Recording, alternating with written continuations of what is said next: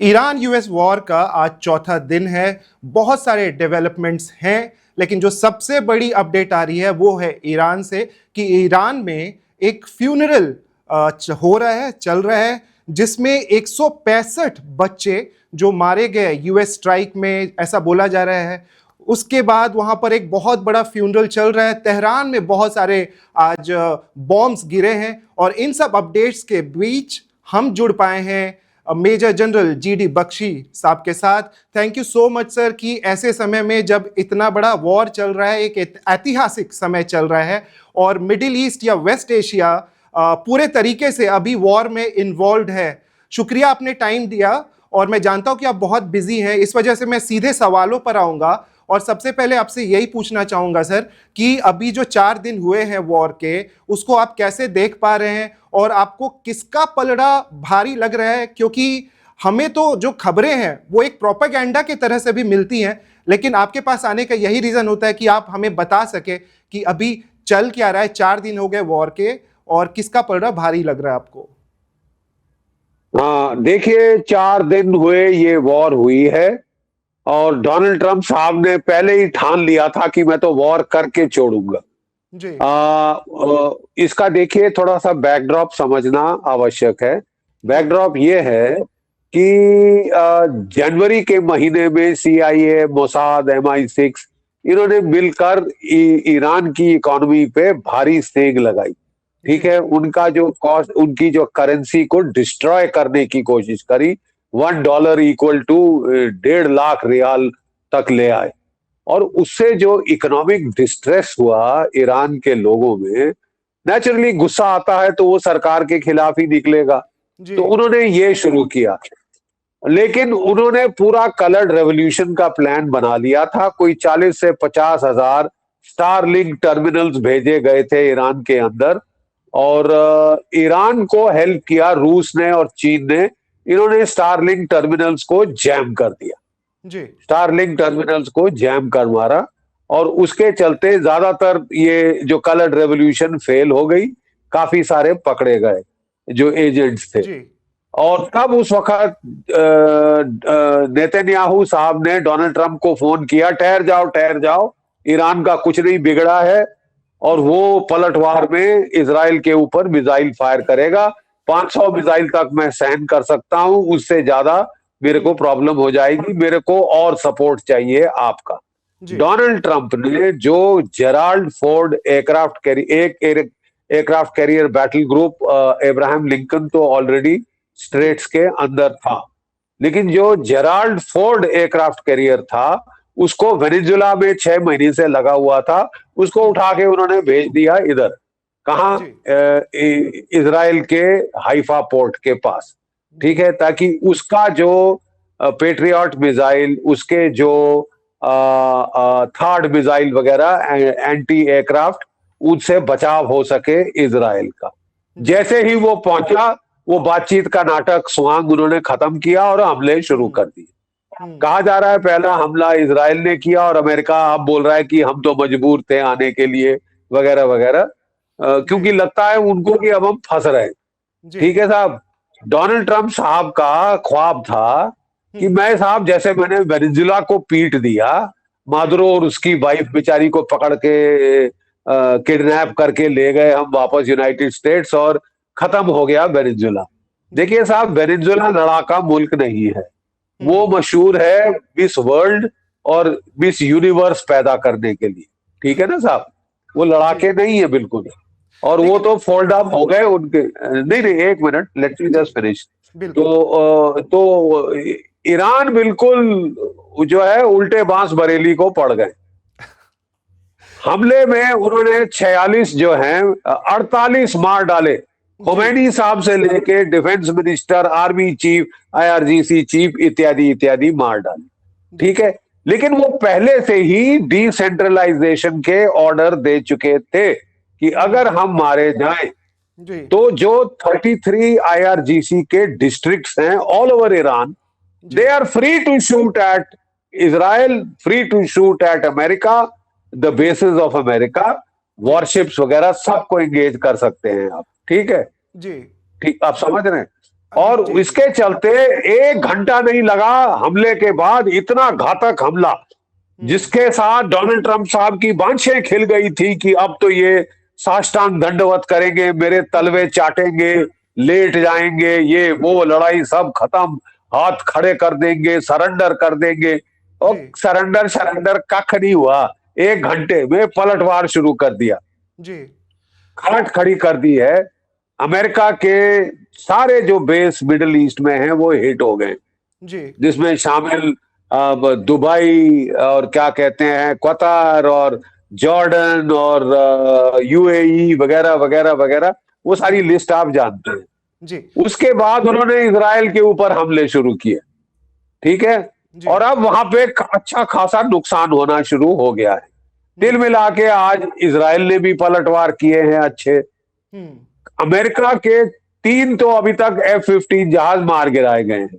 वो जी कह रहे हैं हमारी अपनी फायर से मर गए। अरे कौन अपने जहाज पे फायर करता है यार, क्या बेवकूफी है। एक जहाज गलती से हो जाता है, 3 जी जहाज गिर गए तो आप सफेद झूठ बोलते हैं, ठीक जी है। बिल्कुल और अब तो अमेरिकन ने एडमिट कर दिया है कि हमारे 6 जवान शहीद हो गए हैं, 18 घायल हो गए हैं, और अभी भी वो बहुत कुछ छुपा रहे हैं, जी ठीक है। जी प्रॉब्लम ये है, ये समझ लीजिए, जी प्रॉब्लम ये है कि ईरान ने खाड़ी हॉर्मूज को बंद कर दिया है। हम्म 20 बिलियन डॉलर, 20 बिलियन बैरल जी प्रतिदिन वहां से तेल निकलता है। जी भारत का 60% नेचुरल गैस जी और 50% तेल वहां से आता है। जी 3 टैंकर धू धू करके जल रहे हैं, एक में भारतीय क्रू है और दूसरे में मारा गया है भारतीय, ठीक है। जी नुकसान हमको हो रहा है। हम्म अब साहब हमारा हित जो है हम नहीं देखेंगे तो और कौन देखेगा। हमारा काम नहीं है, हम डोनाल्ड ट्रंप के फैन क्लब नहीं है कि जी वाह वाह ट्रंप साहब क्या मारा क्या मारा, क्या शातिर दिमाग पाया नहीं है आपने। बहुत जी बहुत बहुत तो इम्पोर्टेंट मतलब बात है हमको देखना है कि हमारा राष्ट्र हित किधर है। जी हे भगवान, आपको तो ये लड़ाई बंद करानी चाहिए। लेकिन लेकिन यहाँ बकीर पे साहब एक फैन क्लब हाँ है कि नहीं जी हम तो अमेरिका के गुण गाएंगे, मैं उसी पे तो आना गाओ चाहता हूँ गुण। बकीर साहब। आप अभी बता रहे थे लेकिन मैं इसमें थोड़ा सा ऐड कर देता हूँ। पीएम मोदी ने कल हाँ, काफी सारे फोन कॉल्स किए, उन्होंने बहुत सारे कंट्रीज को फोन किया। ईरान पे उन्होंने चुप्पी रखी है, खमेनेई के मरने पे उन्होंने कुछ नहीं बोला। इसको लेकर के बहुत सारी प्रतिक्रियाएं हैं और लोग भी, भारतीय लोग भी समझना चाहते हैं कि भारत ने एक साइड अब चुन लिया है क्या, या पीएम मोदी ने एक साइड चुन लिया है। देखो साहब हमको चुननी चाहिए भारत की साइड। जी भारत के हित में इस वक्त क्या है कि ये लड़ाई जल्द से जल्द बंद हो। जी तेल की कीमतें $100 प्रति बैरल के आसपास पहुंच रही, जी ठीक है। तो ये लड़ाई जल्द से जल्द बंद होनी चाहिए, नहीं तो हमारी इकोनॉमी को नुकसान होगा। दुबई में, अबू धाबी में अभी होके आया था मैं पिछले साल, जी वहां पे कितने सारे भारतीय बिजनेसेस हैं, ये हैं वो हैं, ये हम्म सब है वहां पे। उनको नुकसान हो रहा है। 9 मिलियन भारतीय, प्रवासी भारतीय वहां पे हैं, रिमिटेंसेस भेजते हैं, उनका नुकसान हो रहा है। अब आप फैन क्लब ज्वाइन कर लो कि साहब हमको तो डोनाल्ड ट्रंप साहब बहुत पसंद है, हम्म हैं वो बड़ा अच्छा कर रहे हैं भारत के प्रति, जी 50% बड़ी टैरिफ लगाया। बांग्लादेश में कलर्ड रेवोल्यूशन, नेपाल हम्म में कलर्ड रेवोल्यूशन, श्रीलंका में कलर्ड रेवोल्यूशन, $1 अरब हमारे खा लिए। और 100 इंजन देने थे GE-404 लड़ाके के लिए हमारे तेजस, जी 2 दिए थे अभी तक। जी यानी पीठ में छुरी घोपे तो इससे इससे बढ़िया छुरी कौन घोप सकता है। और जी बकवास सुन लो पूरा, defining partnership of the 21st century. अरे साहब जी जिस तरह आपने विश्वासघात किया है, ये जख्म हील होने में कई साल लग जाएंगे। लेकिन हम्म भारत में कुछ ऐसे लोग हैं जो कह रहे हैं कि लेट जाओ अमेरिका के सामने, साष्टांग दंडवत कर दो, वो नया कॉलोनियल मास्टर है। 200 साल तो आप अंग्रेजों के गुलाम रहे, अब आप अमेरिका के गुलाम बन जाओ। साहब आपकी बेहतरी इसमें है, तुम्हारी लेकिन ऐसी की तैसी। जीडी साहब, आपकी बातें बहुत सारे लोगों को पसंद नहीं आ रही होंगी, जैसे आप बोल रहे हो फैन क्लब की ना बातें। आए तो मैं क्या करूं। देखिए मैं 75 साल का हो गया हूं, जी अच्छा लगे तो लगे, ना आए तो मैं क्या करूं। मैं देश हित में जो मेरे को लगता है, मैं लड़ाई लड़ा हूं इस देश के लिए, एक हाँ नहीं 5 बार, जी ठीक है साहब। मेरे को जी मत सिखाइए राष्ट्रभक्ति क्या होती है। देशभक्ति क्या होती है। ठीक हाँ, है, लेकिन उसमें अब थोड़ा अच्छा लगे अंधापन तो बढ़ा अच्छी हुआ बात था है। और इसीलिए जब आप बोलते हैं तो इसकी अहमियत बहुत बढ़ जाती है सर। इसलिए मैंने आपसे पूछा कि आपको लगता है कि हमारा जो डिसीजन था या पीएम मोदी का जो डिसीजन था कि उन्होंने बाकी देशों को कॉल किया लेकिन खमेनेई पे जो चुप्पी रही है, is it a decisive moment for Indian diplomacy? देखिए देखिए, अभी तक हमारी डिप्लोमेसी में हाईएस्ट एशेलॉन पे सोच ये थी कि यार हमारी कौन सुनेगा इस वक्त। जी दोनों तरफ आंखों में खून उतरा हुआ है। जी। आप बोलो मत लड़ो, कोई सुनेगा नहीं। तो हम्म हम वही कर रहे थे कि जो हमको करना चाहिए कि भाई भारतीय मूल के लोगों को तो निकाल लें, जिनकी ऐसी तैसी हम्म। हो गई है जी उनको बचा दें, तो उस पर प्राथमिकता दे रहे थे। जी। ठीक है, लेकिन अब समय आ गया है कि हमारा नुकसान शुरू हो गया। हम्म। जितनी भी दोस्ती हमारी इजराइल के साथ हो, जितने भी हम अच्छे रिश्ते अमेरिका के साथ करना चाहें, जी इस वक्त आपको ठीक पेट में लात पड़ रही है। जी जितना देर ये युद्ध चलेगा, हमारा इकोनॉमिक आर्थिक नुकसान होगा। ठीक है जी साहब, ये जी। हमारे हित में तो नहीं है। सर यही सवाल अब पूरी जनता जानना चाहती है कि अब ये युद्ध कितना लंबा चलेगा, क्योंकि जब खामेनेई को पहले ही दिन मार दिया गया तो ऐसा लग रहा था कि ईरान सरेंडर करेगा, लेकिन जिस प्रकार से उन्होंने अटैक शुरू किया, इजराइल में भी 10 लोग मारे गए और पता नहीं अब कौन कौन से मिसाइलें वो इस्तेमाल कर रहे हैं। अगर आप थोड़ा समझा सके कि ईरान अभी कितना मजबूत है अमेरिका के सामने और कितनी लंबी ये लड़ाई चल सकती है सर। देखिए साहब, मैं आपको एक चीज साफ कर दूं। जी ईरान अकेला अमेरिका और इजराइल के खिलाफ वो जीत नहीं सकता। जी। उसका शुरू से स्ट्रेटजी रही है, हम तो डूबेंगे सनम, तुमको ले डूबेंगे। हम्म। वो इकोनॉमिक वॉरफेयर कर रहे हैं, जिसके चलते उन्होंने स्ट्रेट्स ऑफ हॉर्मुज को बंद कर दिया है। जी अरामको की रिफाइनरी सऊदी अरेबिया में हिट कर दी है। जी। नेचुरल गैस प्रोडक्शन कतार में हिट करी है। अब आपकी कीमतें चढ़नी शुरू होगी। तो जी हमको फैसला करना होगा कि हमारी डोनाल्ड ट्रंप की मोहब्बत हमें कहां तक ले जाएगी। जी ठीक है ना साहब, अब हमको जी अपने राष्ट्र हितों को प्राथमिकता देनी होगी। आप जी। समझिए कि आप एक देश हैं जिसके इजराइल से बहुत अच्छे रिश्ते हैं जी और ईरान से भी ठीक रिश्ते थे अभी तक। जी ठीक है, सारे गल्फ के देशों से अच्छे रिश्ते हैं, खासकर यूएई से। जी खासकर यूएई से वो अपना टॉप अवार्ड इन्होंने कितने सारे देशों ने मिडिल ईस्ट में आपको दिया हुआ है। जी आपकी दोनों साइड ठीक है। जी। तो इस वक्त हमको ये इसका फायदा उठाकर we should as the president of BRICS take the lead in getting a ceasefire and peace. जी। हमारा हित देखें, लेकिन तेल की ऐसा कीमत बढ़ेगी, आपका फायदा होगा। तुम जितने गान कर लो यश गान डोनाल्ड ट्रंप के, अबे मरा दिया उसने, 50% टैरिफ लगाया था, अभी जी हटाया तो सुप्रीम कोर्ट ने उसको लगा दी है वहां फटकार। ठीक है, जी तो आप साहब अपना हित देखिए ना, हमारी रोटी कहां पे उस पे मक्खन लगा, ये जी देख लीजिए साहब, फिर फैसला करिए। हमारी तरफ से एक सैनिक की किताब में the nation comes first always and every time. Bharat जी। का हित कहां है कि ये लड़ाई जल्द से जल्द बंद हो। डोनाल्ड ट्रंप कह रहे हैं कि ये तो 4-5 हफ्ते चलेगी, मैं जी और भी लंबा लड़ने को तैयार हूं। भारत जाता है भाड़ में तो जाए भाड़ में, मेरा क्या जाता है।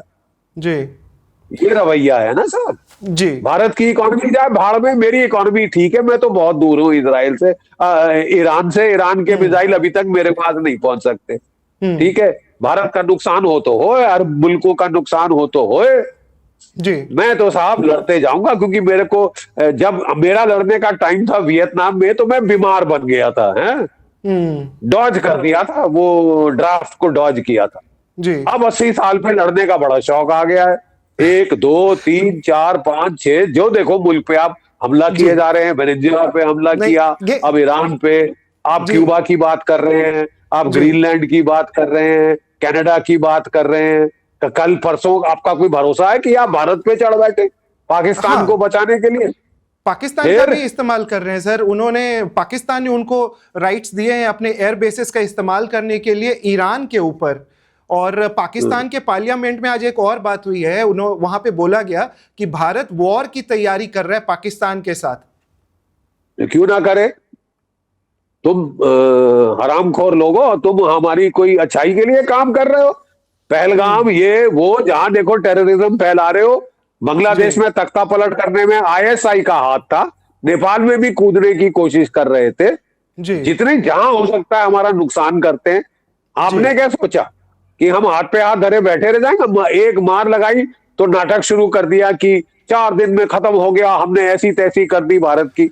अबे तुमको बताते हैं ऐसी तैसी होती कैसे। आप समझते हो 114 रफाल हम क्या कहते हैं रिपब्लिक डे परेड में उड़ाने के लिए ले रहे हैं? हम Su-57 भी लेंगे, ठीक है जी। और तुम्हारा बैंड बाजा बजाने का टाइम आ गया है। सर, इनका बैंड बाजा बजाने का टाइम आ गया है। सर वो करो जो इजराइल कर रहा है। बिल्कुल सर। ट्रंप की जहां तक बात है, आपको लगता है कि उनकी स्ट्रैटेजीज अभी तक सही रही है? जैसे खमेनी को मारना, फिर उनकी बीवी को मार दिया, और उसके बाद अब वो ये भी बोल रहे हैं कि जरूरत पड़ी तो वो बूट्स ऑन द ग्राउंड्स भेजेंगे, जबकि हमेशा यूएस की हार होती है, अफगानिस्तान है या बाकी देश हैं, जब भी उन्होंने बूट्स ऑन द ग्राउंड भेजे हैं तो उन्होंने अपने ही सैनिकों को मौत के मुंह में वो डाल रहे हैं। क्या 30 से 40 हजार सोल्जर्स हैं उनके मिडिल ईस्ट में? देखिए साहब, वो तो ऑलरेडी मार खानी शुरू कर दी है। ऑलरेडी उनके ऊपर मिसाइल पे मिसाइल गिर रहे हैं। 6 अमेरिकी सिपाही मारे गए हैं, 18 घायल हुए हैं। ठीक है साहब, ये आंकड़ा मेरा नहीं है, ये सेंट्रल कमांड का आंकड़ा है अमेरिकन। ठीक है, और लोग कह रहे हैं जो मिलिट्री एक्सपर्ट्स हैं कि वो छुपा रहे हैं। उनके कई IRGC ने 560 ये आंकड़ा बताया है सर। 560 आंकड़ा बताया है, तो असली कहीं बीच में होगा। वो भी बढ़ा के बोलते हैं, ये घटा के बोलते हैं, असली आंकड़ा कहीं बीच में है। मैं आपको बता दूं कि कल उन्होंने इब्राहिम लिंकन पे 4 मिसाइल फायर किए थे। ठीक है, अमेरिका ने बड़े चौधरी बन के बोला कि हमने 4 के 4 गिरा दिए, और उसके बाद जो इब्राहिम लिंकन कैरियर ग्रुप को हटा के कोई 500-600 किलोमीटर पीछे ले गए। ठीक है, वो भगानी पड़ी वॉर जोन से, भगानी पड़ी वहां से, और आज फिर 4 और फायर किए हैं। वो साहब अपनी रेंजिंग कर रहा है। ठीक है ना, जो सस्ते और घटिया मिसाइल है वो फायर करके चेक कर रहा है इनका रिएक्शन क्या होगा। रिएक्शन जब एक बारी पता चल जाए, सारी टेलीमेट्री रिकॉर्ड हो जाए, फिर वो मेन हाइपरसोनिक मिसाइल से हमला करे। और मैं बता दूं, यूक्रेन के 4 साल के युद्ध में अमेरिका का पेट्रियट, अमेरिका का थार्ड, कोई हाइपरसोनिक मिसाइल नहीं रोक पाया है। Abraham Lincoln carrier battle group में 5000 अमेरिकन नाविक हैं। अगर वो गर्क हो गया तो डोनाल्ड ट्रंप साहब का मिड टर्म इलेक्शन तो गई, लेम डक प्रेसिडेंट तो गए, वो इम्पीच ना हो जाए। लेकिन ये पॉसिबल है, ये पॉसिबल है टेक्निकली, ये पॉसिबल है कि उसको भी डुबाया जा सकता है, अब्राहम लिंकन को भी डुबाया जा सकता है। क्यों नहीं डुबाया जा सकता? बिकॉज चीन अपने मिसाइल दे रहा है। जी थोड़ा इसको समझा दीजिए, लोग जानना चाहते हैं। और आज आपने खबर सुनी, नॉर्थ कोरिया के जो सन की लीडर हैं किम जोंग उन, उन्होंने कहा है कि मैं तुमको दूंगा मिसाइल, मेरे से लो, न्यूक्लियर टिप तो ठोक दो। वो मिसाइल देने की धमकी दे रहे। हाँ, उनकी धमकी पहले आ गई थी, लेकिन चाइना और रशिया से जिस तरह का अग्रेशन एक्सपेक्टेड था वो दिखा नहीं सर। या चाइना रशिया केवल उनको टेक्नोलॉजी से ही हेल्प करेंगे, सैटेलाइट इमेजेस से, कि वो उनके हथियार भी दिखेंगे? चाइना और रशिया टिट फॉर टैट करेंगे। जैसे अमेरिका ने हथियार दिए यूक्रेन को, इंटेलिजेंस दी, सैटेलाइट डेटा दिया, बिल्कुल वो वही देंगे। इस वक्त दे रहे हैं, देंगे नहीं जी, दे रहे हैं। क्या आप जानते हैं कि पहले ईरान के मिसाइल्स अमेरिका के जीपीएस पे डिपेंडेंट थे, अब वो चीन के विधियाओं के ऊपर हैं, उनकी एक्यूरेसी बढ़ गई है, वो जैम नहीं हो सकते जी। आप समझ रहे हैं जी। रशिया ने तो लड़ाई में उलझा हुआ है, इतना ज्यादा नहीं दे पाया, लेकिन चीन ने दिल खोल के दिया है। ये दूसरी बात है कि चीन के HQ-9, HQ-16 मिसाइल तो हम भी उनके ऊपर हावी हो गए थे पाकिस्तान में। ठीक है, वो इतना अच्छा नहीं है, लेकिन जो चीन का खतरनाक मिसाइल है वो है C-302 जी। Anti ship missile, supersonic. ठीक है, वो उन्होंने अपनी वहां बैटरीज में लगाया हुआ है। वो मौका ढूंढ रहे हैं कि हमारा वार खाली ना जाए। जी। और वो अगर मान लीजिए एब्राहम लिंकन को ना भी डुबो पाए, एक आर्ले बर्के क्लास डिस्ट्रॉयर डुबो दिया, उस पे 250 से 300 अमेरिकन सैनिक हैं। जी। और डोनाल्ड ट्रंप साहब अब घोड़े पे चढ़ के बोले कोई फर्क नहीं पड़ता अमेरिका के नागरिकों, मर जाओ मेरी वाह वाह करो। मैं तो लड़ने नहीं गया था वियतनाम में। जी। 50,000 बॉडी बैग आए। हम जानते हैं रिचर्ड निक्सन का क्या हाल हुआ था। जी। ठीक है साहब, इराक में घोड़े पे चढ़ के गए, पहली तो लड़ाई जीत जाते हैं अमेरिकन, क्योंकि बड़ी तैयारी से करते हैं। 8 साल पिट के वापस आ गए। सर ये हमेशा अफगानिस्तान में ग्राउंड गए। पे क्यों हार जाते हैं? अमेरिका को बोलते हैं इतनी बड़ी आर्मी इतनी सक्सेसफुल, लेकिन जब वो ग्राउंड पे जाते हैं तो हमेशा उनको मुंह की क्यों खानी पड़ती है? इवन तालिबान तक से वो हार गए एक तरीके से। देखिए साहब, देखिए तालिबान 20 साल पिट के वहां से गए।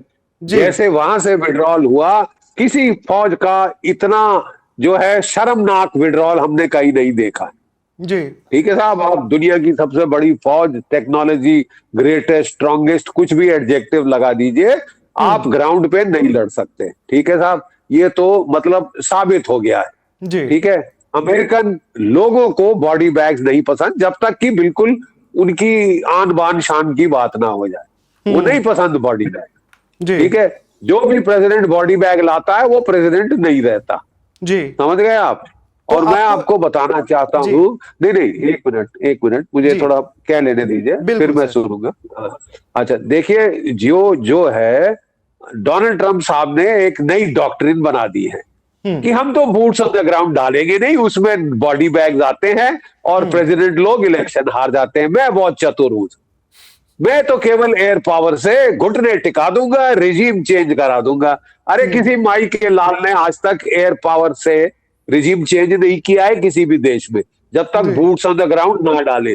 बोले हम नहीं डालेंगे boots on the ground. Iran के लोग चटक चार्ली हैं, गधे हैं, हम उनको उठाएंगे, उकसाएंगे, वो अपने लोगों का तख्ता पलट करेंगे। क्या ईरान के लोग बिल्कुल, अब मैं हिंदी का शब्द नहीं यूज कर रहा हूं, लेकिन आप समझ रहे ना कि मैं कौन सा शब्द बोल रहा हूँ। बिल्कुल सर जी। ठीक है ना साहब, हम चार्लीज नहीं है सारे के सारे। ठीक है, ईरान के लोगों का सारा दुख दर्द किसने दिया है? अमेरिका ने दिया है। सैंक्शन पे सैंक्शन लगा के नाटक कर रहे हो कि हमको बड़ी हमदर्दी है ईरान के लोगों के साथ। अबे हमदर्दी है तो सैंक्शन बंद कर। ठीक है ना, नाटक ना कर। तुम उकसा रहे हो लोगों को कि पैसे खिला के हम वहां करा देंगे। यहां इन्होंने आयतुल्लाह को मारा, विपरीत इफेक्ट हुआ है जी। ईरान अपने इमाम की शिया लोग बहुत इज्जत करते हैं। ये हजूम देखा है आपने ईरान के अंदर? जी, 2-2.5 करोड़ लोग सड़कों पे थे, आज भी हैं जी। बच्चियों का वो लेके। अरे तुम do you understand Shia psychology? वो छाती पीट पीट कर हाय हसन हम न थे अभी भी करते। मार्टियर डॉम बड़ी गलती है ट्रंप की, बहुत बड़ी गलती होगी पहले दिन। बहुत बड़ी गलती हुई है साहब, और अब ये आप अंजाम भुगतोगे। दुनिया इससे डर के सामने क्या कहते हैं, घुटने टेकने को तैयार है। ठीक है, अरे ये नहीं रहेगा साहब, क्योंकि ऊपर भी कोई बैठा है जी। तुम 7-8 मुल्कों पे हमला करो, कमजोर से कमजोर देश चुनो कि मैं इसको हमला करके पीट दूंगा। ठीक है, और फिर अपनी छाती गोरिल्ला जैसे क्रीक बुंडोलो में टार्जन। अबे तू टार्जन नहीं है बे जी, तुम ग्राउंड पे नहीं लड़ सकते।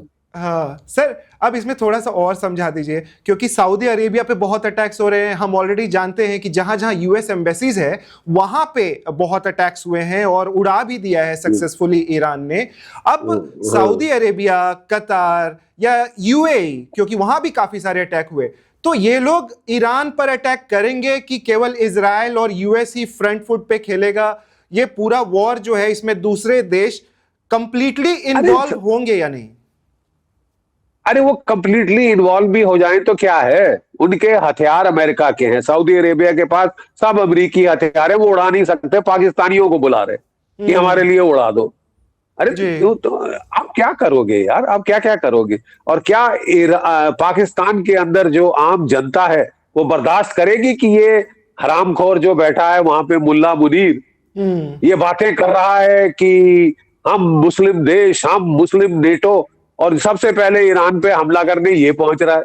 जी। ठीक है, अपना एयर स्पेस इसने दिया है। ईरान ने कहा है हमने भी नोट करके रखा है डायरी में, तेरा नाम, तेरे पे भी आते हैं मिसाइल। तो कर ठीक सकते है, हैं अटैक अफगानिस्तान पाकिस्तान से पे। लड़ नहीं पा रहा, हाँ क्यों नहीं कर सकते?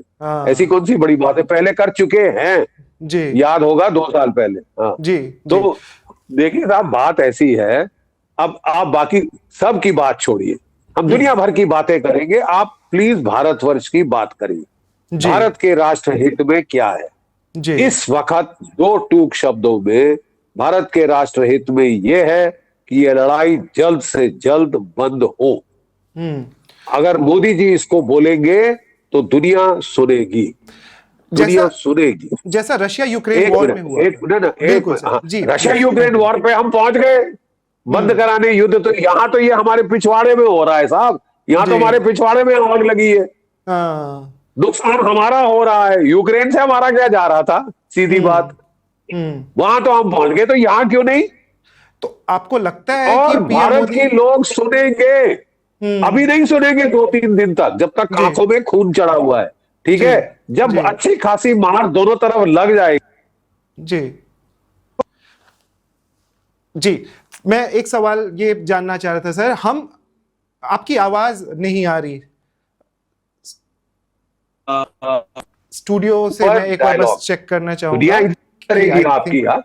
जी सर। कि एक दुनिया दुनिया आपको वाह वाह करेगी, थैंक लेकिन यू बोलेगी। जी। शामिल ये जो लड़ रहे हैं, ये भी थैंक यू बोलेंगे, इनको भी ऑफ रैंप चाहिए होगा 2 दिन के बाद। हम्म। ठीक है ना साहब, अभी जी। तो ताजा ताजा है, तो लड़े जाओ, कोई फिक्र नहीं। हम्म। जरा और लाशें टपके तो फिर देखो ना साहब क्या हाल होता है। जी। 12 दिन के बाद पिछली बार इजराइल ने सीज फायर मांगा था, आप जानते हैं? जी। नहीं, इजराइल के लोग भी बेचारा छोटा देश है हमारे, एक्चुअली इजराइल के प्रति मेरे को बहुत सहानुभूति हम्म। है, हर लड़ाई में उन्होंने हमारा साथ दिया है। हम जी। फौजी जानते हैं कि अपने बेस्ट इक्विपमेंट वगैरह वो दे रहे, हम्म। ठीक है, वो वहां से आ रहा, तो इजराइल के लिए सहानुभूति है। लेकिन अमेरिका के लिए, जिसने हमारी ऐसी तैसी कर दी थी, 50% टैरिफ लगाए थे जी और पाकिस्तान को गोद में बिठाया था, जी। यार वहां जो जो आघात हुआ है साहब, वो जख्म इतनी जल्दी हील ना हम्म। होगा, और लोगों का जल्दी हो जाए, हमें तो साहब अभी विश्वास उस पर करना बहुत मुश्किल। तो तो उसके कूदने से बात कुछ अलग पड़ रही है, as far as the narrative is concern. जी नैरेटिव ये है कि वेनेजुला को पीटा, ईरान पे चढ़ गया, क्यूबा को मारने की बात कर रहा है, ग्रीनलैंड, अगला कौन आ रहा है? भारत है? जी और जी। उस वक्त आप क्या ट्रंप की वाह वाह करेंगे? हम्म। काफी हैं हमारे देश में जयचंद और मीर जाफर, ऐसी क्या बात है? जी वाह वाह कराने वाले मिल जाएंगे तब भी आपको, लेकिन आपको सोचना चाहिए, थोड़ा दूरदर्शी होना चाहिए कि हम जा किस तरफ रहे। जी। जंगल राज पे जा रहे, तो अपनी ताकत बढ़ाओ, जिसकी लाठी उसकी भैंस पे जा रहे हैं, ये है बात। जी जी। सर, इस तरह के स्टेटमेंट आप एक्सपेक्ट कर रहे हैं कुछ आएगा हमारी सरकार की तरफ से? क्योंकि अभी तो बिल्कुल आएगा। महंगाई भी बढ़ सकती है, और आपने जैसा बोला कि 12 दिनों में काफी कुछ बदल सकता है, तो एक तो स्टेटमेंट सर हमारी तरफ से आएगा कि नहीं? और दूसरा, अगर दर्शकों को समझा सके सर नहीं, कि मेरे ख्याल अभी। आप स्टेटमेंट, हाँ जी। सॉरी, हाँ बोलिए। दूसरा जो मेरा सवाल था सर, कि वॉर फेजेस में लड़े जाते हैं। कल हम बात कर रहे थे मेजर जनरल से और काफी लोगों से, तो उन्होंने बोला फेजेस में लड़े जाते हैं। तो आप अगर दर्शकों को समझा सके कि अभी ये वॉर किस फेज में है और किस प्रकार से आगे बढ़ेगा, पहला सवाल स्टेटमेंट पे सर, और दूसरा ये फेज कौन सा है वॉर का? अच्छा देखिए, वो फेज फेज तो खैर थियोरेटिकल मामला है। अच्छा, मैं एक बस आपको एक बताऊं कि हाइपोथेटिकल आंसर अगर आप दे सके कि ये वॉर खत्म आप कब देखते हैं कि खत्म होगी? सवाल तो वही है सर। देखिए, मेरे हिसाब से ये वॉर पिछली बार 12 दिन चली थी, उतने ही दिन चलेगी, ठीक ओके। है। और ये डिपेंड करता है किस रेट पे इंटरसेप्टर मिसाइल्स फायर करेगा इजराइल और अमेरिका। जी अमेरिका की देखिए, बड़ा सिंपल मैथमेटिक्स है। अमेरिका की पेट्रियट मिसाइल की प्रोडक्शन का रेट साल में 600 से 800 है। काफी सारे वो फूंक चुके हैं यूक्रेन में, और काफी सारे दे चुके हैं इजराइल को। जब जान पे आन पड़ती है तो लोग ताबड़तोड़ फायर करते हैं, जी ठीक है। अभी सर्च प्रोडक्शन इतनी नहीं है अमेरिका में कि वो ज्यादा देर ये लड़ाई खींच सके। ये मैंने नहीं कहा, ये general Dan Caine, chairman joint chiefs of staff America ने डोनाल्ड ट्रंप को बता दिया था कि साहब हमारा स्टॉक मिसाइल्स का, इंटरसेप्टर्स का थोड़ा कम है और उस पर बुरा असर पड़ेगा। उसके बाद खुदा ना खास्ता चीन चढ़ जाए ताइवान पे, फिर क्या करोगे साहब, फिर क्या करोगे? और कैजुअलिटी बैग चलिए 4 5 6 तक तो अभी तो छाती पीट रहे हैं। हमने हालत देखी है इनकी, वियतनाम में क्या हुई थी, इराक में क्या हुई थी, अफगानिस्तान में क्या हुई थी, जब लेने के देने पड़ गए थे साहब, बूट्स ऑन द ग्राउंड। हम भी जरा देखें ना साहब, ये मुंह मसूर की दाल इजराइल डाल देगा बूट्स ऑन द ग्राउंड, वो लड़ाका मुल्क है। ये लोग पॉलिटिकली कैजुअलिटीज एक्सेप्ट नहीं कर सकते जब तक बिल्कुल सारे अमेरिकी जनता को ना लगे नहीं साहब ये तो हमारे वजूद का सवाल है। वर्ल्ड वॉर 1, वर्ल्ड वॉर 2 में कैजुअलिटीज दी थी उन्होंने, उसके बाद नहीं दी, उसके बाद नहीं दी है। 50,000 पे बस हो गई थी वियतनाम में, जी 50,000 तक दर्जा उसके बाद पहुंचना बंद हो गया है। सेंसिटिविटी, पॉलिटिकल सेंसिटिविटी बहुत बढ़ गई है कैजुअलिटीज को लेकर। 6 हो गई है वो जो छुपा रहे। अभी ये निकल निकल के कहां तक छुपाओगे यार? लोगों के जब घर में जनाजे पहुंचेंगे, उनको अपनी लाशें दफनानी पड़ेगी, तो कहां तक छुपा सकते? जी जी नुकसान आपका हो रहा है, इसमें कोई शक की बात नहीं है। और आप टार्जन बनना चाहते हो, और कई लोग तो कह रहे हैं कि साहब ये एप्स्टीन फाइल को रोकना चाहते थे। जी जी जी नहीं, इसमें एप्स्टीन भी फाइल काफी सच्चाई तो होगी। इसमें भी है, सच्चाई है। अरे ये 13,000 15,000 तो ट्वीट्स डोनाल्ड ट्रंप साहब के नाम की है। हाँ जी हैं? जी। तो आई होप कि अमेरिका की जनता समझे कि वो किधर की ओर ढकेलते जा रहे हैं यूएस को। ऐसा लग रहा था कि वॉर बहुत ही अलग तरीके से लड़ आसान जाएगा। होगी, नहीं बड़ी आसान होगी। डोनाल्ड ट्रंप की वाहवाही होगी कि बगैर लड़े जीते जा रहे हैं, वन डे वॉर शुरू कर दी है। ये अब वन हमारा डे वक्त वॉर है शोर सर, अब साहब हमारा रहने दो। वक्त है ये गिनने का कि हम कितने जेट्स गिरे। वो बड़ा करते थे कि 5 गिरे जी, 6 गिरे, 10 गिरे, 9 गिरे, 12 8 गिरे। गिरे, 3 अब तो हमारा आपके वक्त गिर है चुके गिनने हैं का। वैसे। जी नहीं 3 गिर चुके हैं, जी। और अभी खत्म, खात्मा नहीं दिख रहा, और ये भी मैं बता दूं। कुवैत का स्टेटमेंट भी एक आया था सर, सरकारी स्टेटमेंट, कि ट्रंप ने पूरे मिडिल ईस्ट को वॉर में ढकेल दिया है। तो इस वजह से एक बड़ा ये क्वेश्चन जागा था कि फ्रेंडली फायर तो वो बोल रहे हैं, लेकिन कुवैत ने जानबूझ के या किसी उसके स्टाफ ने या किसी ने जानबूझ के कोई स्ट्राइक कर सकता है क्या, या यूएस देखिए जेट्स को साहब, निशाना जहां बनाए? जहां शिया लोग हैं, जी आप बिल्कुल ट्रस्ट नहीं कर सकते कि वो उनको खुंदस कितनी है। मैं आपको एक चीज बता दूं, सारी ऑयल प्रोडक्शन सऊदी अरेबिया में, गल्फ स्टेट्स में शिया लोग काम कर रहे हैं। जी बाकी आप सब समझदार हैं, समझ सकते जी हैं इसका अंजाम क्या हो सकता है। जी स्ट्रीट ओपिनियन, ईरान क्या ट्राई कर रहा है? वो भी एक स्ट्रैटेजी पे फायर कर रहा है ना साहब।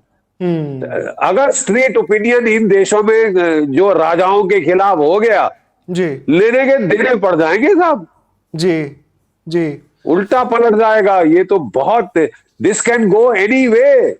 लड़ाई शुरू करना आसान है, खत्म करना बड़ा मुश्किल है। जी और बगैर स्ट्रैटेजी के जाओ, मैं 2 दिन में खत्म कर दूंगा, फिर गोल्फ खेलूंगा। गोल्फ भूल स्ट्रैटेजिकली जाओगे साहब। सर, स्ट्रैटेजिकली आपको किसकी स्ट्रैटेजी ज्यादा अच्छी लग रही है एज अ वॉर एनालिस्ट? नहीं देखिए, स्ट्रैटेजी तो दोनों तरफ की मैं आपको समझा दूं, ठीक है। जी जी अमेरिका की स्ट्रैटेजी, इजराइल की स्ट्रैटेजी है कि मैक्सिमम नुकसान पहुंचाया जाए मिसाइल्स को। सबसे पहले अव्वल नंबर 1 था रिजीम चेंज, जो माफ कीजिए फेल हो गया है, अब नहीं होगा, नहीं होगा। आप करते रहे, बात करते रहे, ट्राई नहीं होगा रिजीम चेंज। मैं लिख के दे सकता हूं, ठीक है साहब। दूसरा है कि मिसाइल का जखीरा, उसको नुकसान करे। तीसरा, न्यूक्लियर इंस्टॉलेशन को नुकसान करे। और चौथा, इनके जो प्रॉक्सीज हैं उनको भी नुकसान करेगा। जी ये एम्स हैं और स्ट्रैटेजी है इजराइल अमेरिका की। जी ईरान की स्ट्रैटेजी क्या है? रिजीम सर्वाइवल, रिजीम को बचाना है, ठीक है। टॉप लीडर जाएंगे और आ जाएंगे, जी उनके 33 डिस्ट्रिक्ट्स हैं ईरानियन गार्ड्स के ऑल ओवर ईरान, जी जहां उन्होंने पहले मरने के पहले ऑर्डर दे दिया था उनके चीफ वगैरह ने, अगर हम मारे गए कोई फिक्र नहीं, अपने अपने मिसाइल दाग देना जो टारगेट्स आपको पहले से बताई हुई है। वो जी वॉर गेम हो चुकी है और वो उसके मुताबिक दागे जा 1 घंटे में रिएक्शन आ गया था। पिछली बार जून के महीने में 18 घंटे लगे थे ईरान को रिटेलिएट करने में, इस जी बार 1 घंटे में आपने 48 मारे टॉप कमांडर वगैरह, उसके बावजूद 1 घंटे में रिएक्ट कर गया और चले जा रहा है, और रिएक्शन रोज और घातक हो जा रहा है। जी इकोनॉमिक वॉरफेयर स्ट्रेटजी, ईरान की सबसे बड़ी स्ट्रेटजी है हम तो डूबेंगे सनम, तुम्हें ले डूबेंगे, दुनिया की इकोनॉमी को डुबो देंगे, और जी वो कर दिया है। जी स्ट्रेट ऑफ हॉर्मुज बंद कर दिया है। जी तेल की कीमत $82 प्रति बैरल पहुंच चुकी है, कल शाम तक $100 प्रति बैरल होगी। इन्फ्लेशन बढ़ेगी, ज्यादा देर चला तो रिसेशन आ जाएगी ग्लोबल इकोनॉमी।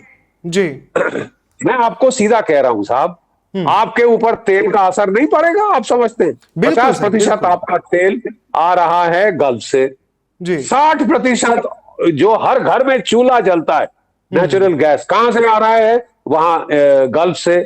जी कतर ने प्रोडक्शन बंद कर दी, जी कतर ने प्रोडक्शन बंद कर दी। जी। आप समझते हो आप पे कोई फर्क नहीं पड़ेगा? नहीं आटे दाल का भाव देख लो यार, हाँ, ये तो आप पे बिल्कुल फर्क सबसे ज्यादा पड़ेगा, जी सबसे ज्यादा फर्क पड़ेगा। प्लीज आप औरों के हित बाद में देखना, पहले भारत के हित में है कि हम जी। आवाज उठानी शुरू कर दें। दुनिया सुनती है, भारत की इज्जत है, मोदी जी बोलेंगे दुनिया सुनेगी, सुनेगी दुनिया। और उनको मेरी उनसे निवेदन है कि वो बोलना शुरू कर दें कि हमें शांति, वो कह चुके हैं, वैसे कह चुके हैं, थोड़ा अभी मंद आवाज में बोला था बिकॉज ज्यादा ही शोरगुल है लड़ाई का। सर लेकिन जैसे जैसे दिन बढ़ता है, 1 मिनट, जैसे जैसे दिन बढ़ते हैं दोनों साइड की जीभ बाहर आ जाएगी, थक जाएंगे, नुकसान बहुत हो जाएगा, पॉलिटिकल, इकोनॉमिक, मिलिट्री, फिर वो आपकी सुनने को राजी होंगे। ठीक है, तो अभी से बोलना शुरू कर दीजिए। आज डे 4 है, डे 5, 6, 7, 8, 9, 10, 12 पे तो पिछली बार जीप बाहर आ गई थी, जी इस बार शायद जल्दी आ जाए क्योंकि रेट ऑफ फायर बहुत ज्यादा है, हाँ। रेट ऑफ एट्रिशन बहुत ज्यादा है। सर, कश्मीर के को लेकर के ईरान का हमेशा से बहुत ही अलग स्टांस रहा था और वो एंटी इंडिया था। पीएम मोदी ने अगर खामेनेई के बारे में कुछ नहीं बोला, उनकी मौत के बारे में, तो ये एक तरह से मैसेज था ईरान के लिए कि जो उन्होंने कश्मीर पे बोला, उस वजह से एक तरीके से इनडायरेक्ट मैसेजिंग है क्या? देखिए साहब, ईरान के ऊपर 2 पहलू हैं। एक पहलू की तो ये जो आयतुल्ला साहब थे, ये कश्मीर के बारे में गलत गलत बयान देते रहे हमारे बरखिलाफ, ठीक है। दूसरी बात यह है कि जो ईरान की सिक्योरिटी एस्टैब्लिशमेंट है उसने अफगानिस्तान में हमारी मदद करी है, पाकिस्तान के बरखिलाफ मदद करी है, और वो तो फायर भी खोल चुके हैं पाकिस्तान पे। चाबहार का पोर्ट आपको चाहिए क्योंकि access to Afghanistan, access to central Asia कहां से आता है? वहां से। तो ये कह देना कि हम तो अब लात मारेंगे, ईरान को अलग कर देंगे, ये मैं समझता हूं शॉर्ट साइटेड है, गलत है, गलत है। आपको सोचना चाहिए लॉन्ग टर्म हित हमारे कहां है। हमारी ईरान से भी दोस्ती है, हमारी इजराइल से तो अच्छी खासी दोस्ती, इसमें कोई शक नहीं। हर लड़ाई में उन्होंने हमारा साथ दिया है, सो हम हमेशा टिट फॉर टैट देते हैं, आप अच्छे हो हम भी अच्छे, ठीक है साहब। लेकिन at a point in time it cannot be at the expense of our national interest. अगर हमारी इकोनॉमी की तबाही हो जाए, अमेरिका की मदद करते या वाहवाही करते या इजराइल की भी मदद करते, तो beyond a point we have to say भैया अब ये हमारी रेड लाइन पे आ रहे, अब भैया अब हमको आपकी लड़ाई बंद करो, जितना भी आप डोनाल्ड ट्रंप साहब शौक फरमाते हैं वो लड़ने का, भारत के लिए नुकसानदेह। We want to stop this fight और the whole world wants to stop this fight. बिल्कुल बिल्कुल। कोई देश बता दीजिए जो चाहता है कि ये लड़ाई चलती रहे। यूरोप के देश, चीन, जापान, कोरिया और अमेरिका के लोग भी नहीं चाहते जो जो वहां पे सर्वे हुए हैं, पब्लिक सर्वे, जी 80% अमेरिका के लोगों ने बोला है हम ईरान से वॉर नहीं चाहते। 80%। हम्म ये आंकड़ा कोई मायने लगता है साहब? जी बिल्कुल बिल्कुल ठीक है ना साहब? जी एप्स्टीन फाइल भी डैम्ड। लोग नहीं चाहते, मरना हम्म कौन चाहता है? ठीक है कि नहीं जी, तुम मर जाओ और भी मर जाए, घबराना मत, घबराना मत। मैं नहीं लड़ने गया था वियतनाम में, तुम मर जाओ, तुम मर जाओ। वाह यार, what moral right do you have to get people killed? अगर आप खुद लड़ने नहीं गए अपने टाइम जब आपका लड़ने का था, आई डोंट थिंक ऐसा लीडर का कोई मॉरल राइट है अमेरिकन को बोलना जाके मरो मरो, कोई बात नहीं, मर जाओ। कुर्बानी देनी पड़ती है मेरे लिए, एप्स्टीन फाइल के लिए कुर्बानी देने की जरूरत नहीं। एक रिपोर्ट ये भी आ रही है कि ईयू कंट्रीज ने अब रशिया से बहुत सारा ऑयल लेना शुरू कर दिया है, लेकिन भारत एक तरफ है कि उन्होंने इसको रिड्यूस कर लिया और सारे ईयू कंट्रीज अब ऑयल लेना बढ़ा रहे हैं। इसको आप कैसे देखते हैं? भारत फिर से रशिया से थोड़ा ऑयल इंपोर्ट बढ़ाएगा? क्या आपको लगता है कि होगा, कि हम वही मानेंगे जो ट्रंप ने बोला है? नहीं मानोगे तो आपकी लुटिया डूब जाएगी साहब। हम्म 50% जो तेल गल्फ से आ रहा था वो बंद हो गया। जी अब आप डोनाल्ड ट्रंप साहब के कहने पे रूस से तेल नहीं लोगे? अभी अकल मारी है ना भाई, मती तो नहीं मारी गई ना। हम्म और क्या जगह बची है? वेनेजुला में तेल 10 साल तक नहीं आएगा। जी अमेरिका से तेल 5 गुना ज्यादा दाम है। जी नहीं तो वही तो मैं आपसे पूछ रहा हूं, we have to decide whose side we are on our side. और आप जी देखेंगे कि भारत तेल लेगा, रूस से लेना पड़ेगा। हम्म 50% बंद हो गया अगर गल्फ का, हम्म तो क्या आप फाके मारेंगे, बोलेंगे गाड़ी मत चलाओ, जी बसें बिल्कुल मत चलाओ? बिल्कुल नहीं, हम कह क्या रहे हैं साहब? We have to be very very clear भाई। और ये सरकार देखिए जो कुछ भी है हमारे हम्म हितों की अच्छी रक्षा करेगी। जी ये लास्ट में हम लोग थोड़े से डेस्परेट हो गए थे डील विद अमेरिका के लिए, क्योंकि वो भी समझ आता है, क्योंकि जो हमारा leather sector, textile sector, James and jewellery sector, fisheries, जो परमानेंट एम्प्लॉयमेंट का सेक्टर है, वहां पे नुकसान हो रहा था। तो हमने सोचा साहब कि चलो यार, ये हनकी दिमाग का आदमी है, थोड़ा सा बहला दो और अगर हो जाए डील तो अच्छी बात है। डील हो गई, वहां से अमेरिकन सुप्रीम कोर्ट ने कारपेट खींच लिया नीचे से। तो क्या डील है? और डील करने के बाद बोलता है कि मैंने बात की है 25% से 18%। 25% तो लेवी है रूस के तेल की, वो अलग। अरे यार, तुमको कोई फिक्र नहीं है कि हमारी इकोनॉमी पे नुकसान होगा सिवाय अमेरिका के और किसी का? मतलब ये नहीं तो फिर हम, अगर आपको नहीं ख्याल तो हमको करना पड़ेगा ना साहब। रूस से तेल आपको लेना पड़ेगा, लिख के ले लो। और आप लेंगे, ये भी लिख के ले लो, ये भी लिख के ले लो। जी चलिए, हम थोड़ा सा अब आखिरी पड़ाव पे पहुंच चुके हैं सर। मेरे पास बस आखिरी दो सवाल हैं, उस पे आप जवाब दे दें, क्योंकि मुझे पता है आप फिर बिजी होंगे और मेरे को पता है कि आप कितने ज्यादा बिजी हैं। सो बस दो आखिरी सवाल सर। एक तो हुदीज और हिजबुल्ला। हुदीज ऑफ कोर्स पहले भी एक्टिव थे, लेकिन अभी दोबारा से काफी एक्टिव हो गए हैं, बहुत इंपॉर्टेंट हो जाते हैं, क्योंकि उनका रोल स्ट्रेट ऑफ होर्मुज में भी बहुत बड़ा है, रेड सी में बहुत बड़ा है। और हिजबुल्ला इसलिए क्योंकि वो नेबरिंग कंट्री लेबनान से लगातार अटैक कर रहे हैं इजराइल के ऊपर। तो हुदीज और हिजबुल्ला के ऊपर थोड़ा सा समझा दीजिएगा दर्शकों को कि उनका रोल अभी कैसे बढ़ता जाएगा। और दूसरा सवाल सर, कि देखिए ये पूछना तो गलत हो सकता है एक तरीके से, लेकिन फिर भी एक हाइपोथेटिकल क्वेश्चन है कि ये वॉर किस तरीके से रुकेगा। आपने 12 दिन की बात कही, लेकिन किसके पक्ष में और कोई किसका पलड़ा भारी रहेगा? कौन एक तरीके से winner out of all this war निकल करके आएगा सर? ये दो सवाल के जवाब जी। I am sorry, I don't see any winners. I see every side losing. I see every side losing.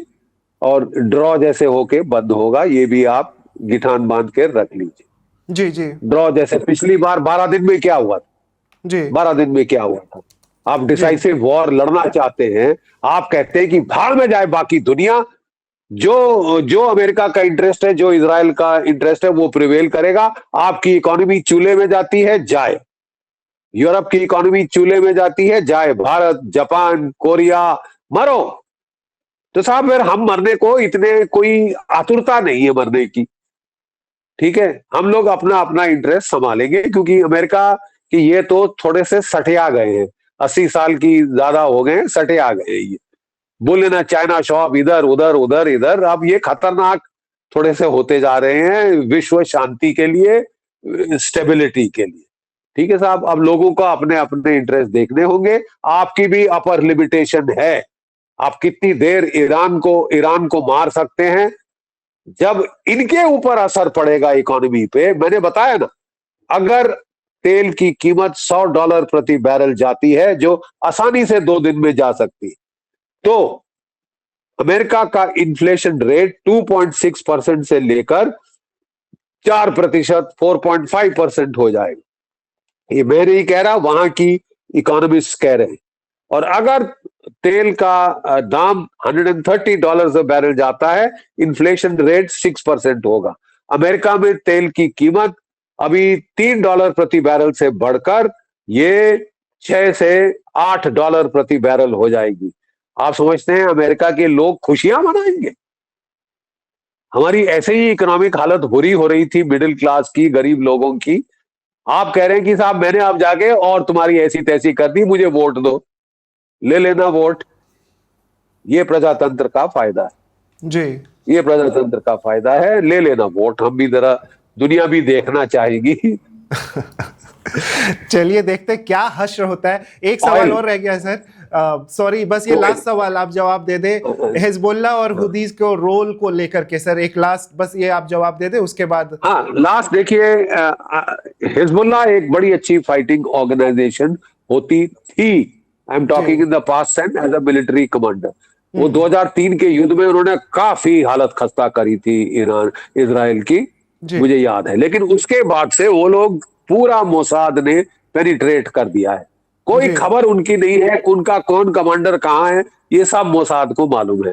तो मैं वो लेकिन ये कर सकते हैं कि वो खूब सारे मिसाइल फायर करेंगे, जो कि इनके जो स्टॉक्स ऑफ इंटरसेप्टर मिसाइल हैं उनको खत्म कर देंगे, ईरान के मिसाइल्स को चांस देंगे, वो वहां सटीक वार कर देगी। तो मुझे हिजबुल्लाह का कोई इतना खास फिक्र नहीं है, लेकिन हाउती का फिक्र है साहब। हाउती ने खाट कड़ी कर दी थी अमेरिका सबकी, पिछले 3-4 महीने वो कुछ खास नहीं कर पाए थे। कर ली सारी बॉम्बिंग ये वो सब कुछ उड़ा दिए साहब, और वो वही के वही वैसे के वैसे हैं। और उन्होंने तो पहले बोला है कि हम बंद कर रहे हैं रेड सी, और वो थोड़े खतरनाक, वो लड़ाके अच्छे हैं। और देखिए प्रॉब्लम ये है कि जब when I have nothing to lose, आप ईरान को ऐसी हालात में ले आए कि अब साहब और हम इससे ज्यादा कुछ नहीं खो सकते, तो लड़ जाओ प्यारे। ये आप अपने दुश्मन को कभी ऐसी हालात में नहीं डालना चाहिए कि साहब अब तो साहब जो होना है तो देखी जाएगी, तेरे को नुकसान करके अच्छे खासे घाव दे के ही जाएंगे। और घाव वो लगा रहे हैं अमेरिका से ज्यादा ग्लोबल इकोनॉमी पर, इसके लिए ताकि दुनिया सारी को दबाव डालना पड़े कि भैया हमें बख्श दो, हम अपनी इकोनॉमी की तहस नहस नहीं कराना चाहते, क्योंकि आपको लड़ाई का शौक पैदा हो गया है 80 साल की उम्र के ऊपर। चलिए देखते हैं उनको नोबेल पीस प्राइज मिलता है कि नहीं, जितना वो आतंक मिलेगा नोबेल पीस प्राइज तो मिलना ही चाहिए। शुक्रिया सर, बहुत अच्छा लगा, आपने इतना वक्त दिया, मुझे बहुत अच्छा लगा। वन इंडिया आपका आभारी है कि आपने हमें समय दिया सर। और मैं of course on camera request करना चाहूंगा कि आप हमसे जुड़ते रहें। हमारे दर्शक अभी बहुत बड़ी तादाद में आपको देख रहे हैं। मैं आपको ये बताना चाहूंगा, हमारे 22 मिलियन प्लस जो फॉलोअर्स हैं वो आपको जरूर देखेंगे। और ईरान से जब शेयर कर दीजिए जी, मैं बिल्कुल वो लिंक भी शेयर करूंगा sir. Thank you so much आपके टाइम के लिए, और हम जरूर दोबारा आपसे जुड़ेंगे। सो दर्शकों, अभी आपको जैसा जीडी बख्शी साहब बता रहे थे कि ये वॉर का अभी होगा क्या, आगे ये किस तरफ जा रहा है, तो उनका आकलन भी एक था कि ये वॉर हो सकता है कि 12 दिनों तक चले। और ईरान जिस प्रकार से उन्होंने अभी हमले शुरू किए हैं, और जिस प्रकार से वो इजराइल में तबाही मचा रहे हैं, सऊदी अरेबिया में तबाही मचा रहे हैं, और जीडी बख्शी साहब ने ये भी बताया कि यूएसएस जेराल्ड फोर्ड हो या अब्राहम लिंकन हो, उसको डुबाया जा सकता है, और ईरान इस तैयारी में है। ट्रंप ने एक बहुत बड़ी गलती कर दी, खामेनेई को मार के, उनकी बीवी को मार के, और अब ये वॉर इतना आसान नहीं रह गया है इजराइल के लिए या अमेरिका के लिए। Subscribe to One India and never miss an update. Download the One India app now.